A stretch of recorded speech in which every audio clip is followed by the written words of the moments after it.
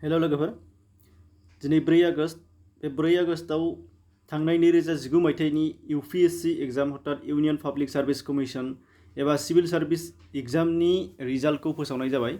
दा बेयाव बबेयाव सोर बेसेबां मोनदों बा बेसेबां टपआव सोर दङ आरो बेनि गासै सोमोन्दो गोनां बाथ्रा category wise ST SC OBC हिसाबै सोर बबेयाव बेसेबां पास जाखो बेफोर गासै रिजाल्टफोरखौ नोंथांमोननि सिगाङाव नैबे भिडिअनि गेजेरजों डिटेल्स होनो लानाय जादों। दा बेखायनो नोंथांमोना जायफोरा नायनो गोसो जादों नायबानो जाबाय। दा फैदो फारियै गोबाव खालामाजासे थांदिनि। दा बेखौ अफिसियेल जेनाखि फोसावनाय दा बेनिफ्रायनो लानाय जादों। दा बाहाय फोसावनाय बायदि नोंथांमोननो दिन्थिग्रोनानै लानि जे 2019 मायथाइनि सिभिल सार्भिस आनजादा थांनाय 2019 मायथाइनि सेप्तेम्बर दानाव जादोंमोन आरो बेनि इन्टारभिउआ पार्सनेल टेस्ट लानाया फेब्रुवारि आरो आगस्ट 2020 मायथाइनि गेजेराव जादोंमोन।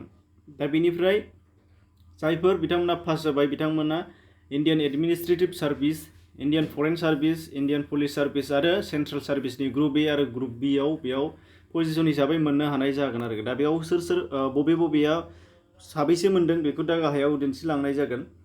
दा बेयावहाय फार्स्टआव नोंथांमोननो दिन्थिदों केटेगरि बायदियै बबेयाव साबेसे मोनदों। जेनेरेलाव बयनिख्रुइबो बांसिन जादों, गासै 829 सा केन्डिडेटफोरा रेकमेन्डेड एबा जादों। दा बेयावहाय जेनेरेलाव 304 सा दङ, 304, बेनिफ्राय EWS बेयावहाय 78, बेनिफ्राय OBC आव 251, SC आव 129 सा दङ, ST आव बयनिख्रुइबो खमसिन दङ 67 सा, गासै 829 सा।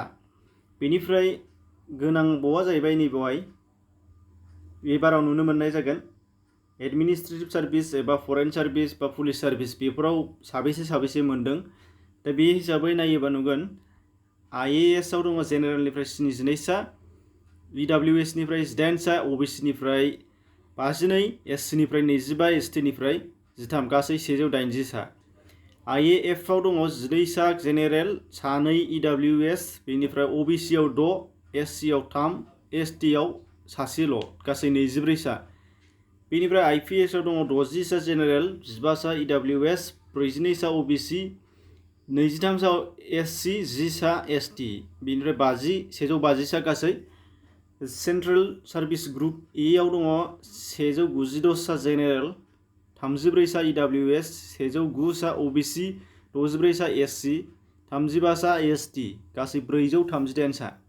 ग्रुप B आव दङ 57 सा, 14 सा EWS, 42 सा OBC, 14 सा SC, ओमफ्राय 8 सा ST, गासै 135। दा बेयावहाय नाथाय मा इनक्लुड जाना दंफायो होनदों, बाहाय 45 सा PWBD भेकेन्सिफोरा बाहाय हाबफानानै दं होनदों। मानो होनबा सिगाङावहाय नैबाय नुदोंमोन गासै पास जानाय 829, नाथाय बेयावहाय बोरै 927 सा जाफैखो। दा बेखौ नोंथांमोना साननो हागौ, नैबे स्टार मार्क होनानै गाहायाव होफानाय जादों। दा बेनिफ्राय फारियै नायलांदोंनि केन्डिडेटफोरा आरो बेसेबाङाव सोर टपआव दङ। रिजाल्ट हिसाबै बाहाय गासैनिबो नाम दंजोबो, नोंथांमोना मिथिखानाय सोरखौबा पार्सनेलि नायनो लुबैदोंबा नामाव नायनानै नायबानो जाबाय बेसेबां रेंक दङ, सोरबायदि नोंथांमोना सोरनाबा लोगोफोर दङबा। नाथाय आं बाहाय टपखौल' खिन्थाना होनोसै, गासै एसेबां बुरजाखौ आं बुंनो हाला। दा नोंथांमोननि थाखाय बेखौ गावबागाव डाउनलड खालामनानै नायनो हानायनि सुबिदा लिंक होनाय जागोन। डिसक्रिपसनाव हाबनानै लिंक मोनसे दङ, बेयाव थांनानै बे पेजखौ अपेन खालामहैनानै नायबानो जाबाय। दा बेयावहाय टप रेंकआव दङ प्रदीप सिंह, बेनिफ्राय दङ सेकेन्डआव दङ जतिन किशोर, बेनिफ्राय नैबेयाव थार्डआव दङ, थार्डनिया आइजो प्रतिभा भार्मा।